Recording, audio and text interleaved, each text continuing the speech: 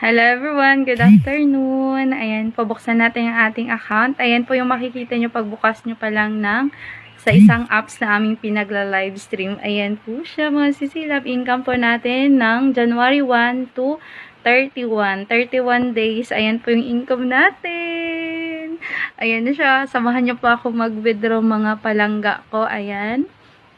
Ayan po siya. May $2,207 po tayo sa pagla-live.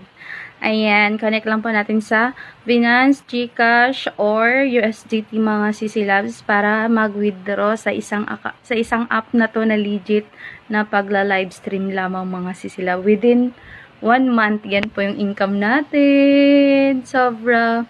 Yan po yan. Yung amount po yan is, ayan mga sisilabs.